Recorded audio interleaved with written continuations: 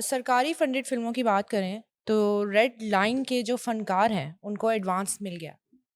देखिए जी, ये गुलाम मोहिउद्दीन साहब लेजेंडरी, वो अभी उन्होंने ओपनिंग की।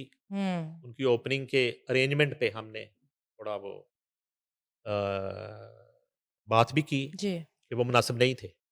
मगर उसमें आखिर में एक बात हुई थी कि ये सरकारी फंडेड फ़िल्में हों या अदरवाइज़ हमारे यहाँ ये रुझान है कि लीड फ़नकारों के अलावा जी। मोस्टली कास्ट में शामिल फ़नकार जो होते हैं, जी। जी। वो बेचारे ऐसे ही ओके।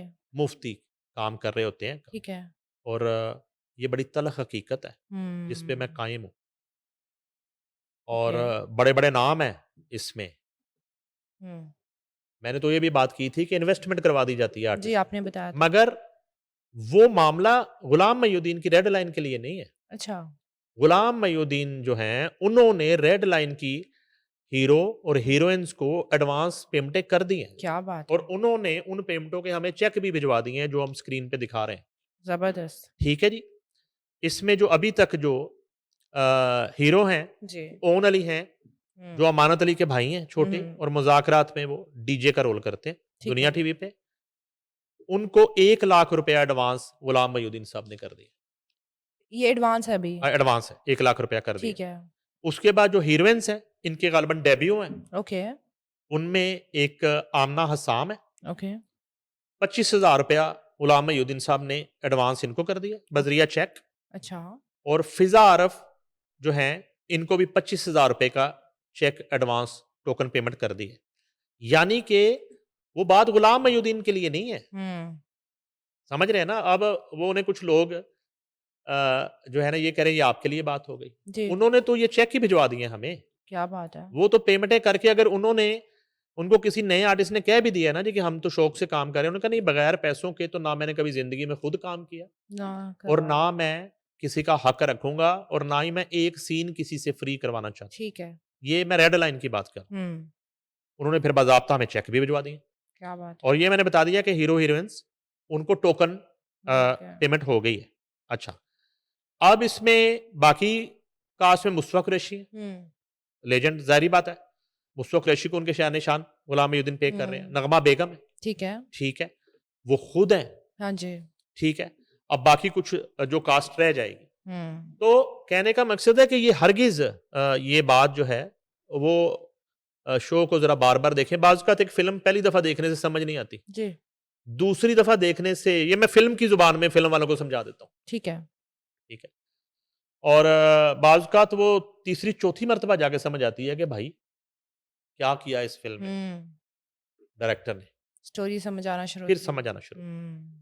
तो उस शो को, जिसमें हमने एक क्रिटिकल हम्म। रिव्यू किया उस तकरीब का, और ये बात की, उसको ज़रा बार-बार देखें, जी। फ़िल्म समझ के देखें। ठीक है। हम आपकी फ़िल्म को फ़िल्म समझ के देख रहे हैं, आप हमारे शो को फ़िल्म समझ के देखते नहीं हैं। ठीक है। ज़ुल्म नहीं है? जी। हमारी फ़िल्म को, शो को भी फ़िल्म समझ के देखें, ठीक है। बार आपको बार। समझ आएगी हम्म। मैं क्या कह रहा हूँ, और मैं आपको इंडिकेट भी कर रहा हूँ जी।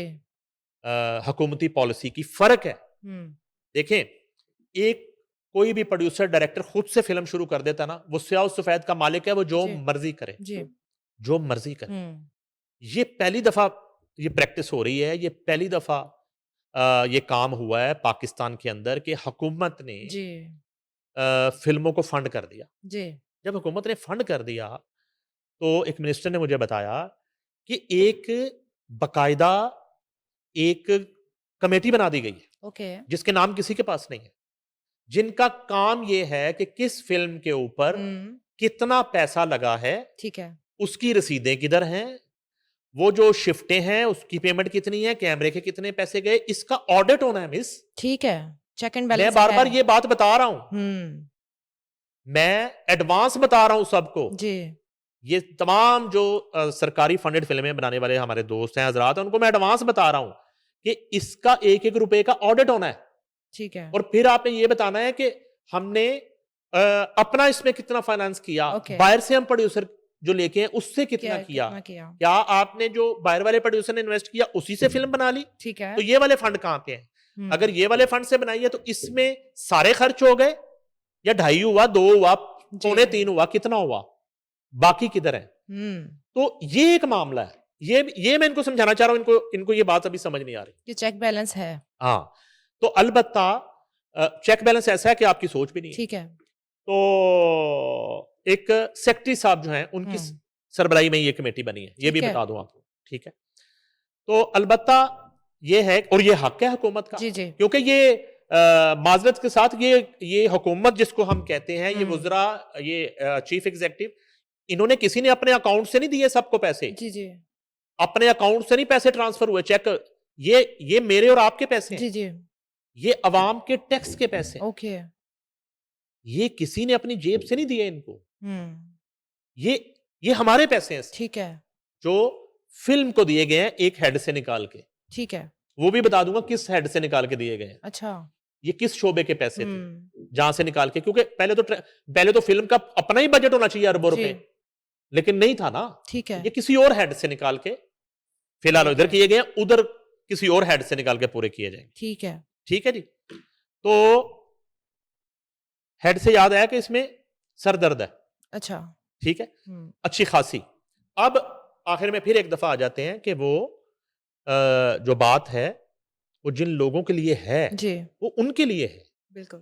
गुलाम मोइनुद्दीन जो हैं उनको मैं जितना जानता हूं और जितने अरसे से हमने उन्हें कवर किया, वो इंतहाई एक प्रोफेशनल और इंतहाई नीट एंड क्लीन और बड़े प्रिंसिपल वो शख्सियत हैं। और देखें, उन्होंने हमें चेक्स ही भिजवा चेक दिए, से भेज दिए उन्होंने कहा भाई मैं तो पेमेंटें आप चेक कर लो फोन करके, वो जितने लोग काम कर ट्रांसपेरेंट रहे हैं है। वो तो कर रहे हैं, ठीक है। ठीक है। और हमें कभी अभी तक किसी ने नहीं कहा कि भाई तू साड़ी कास्ट भी चेक कर ला या चेक ले ले, ओके। ठीक है।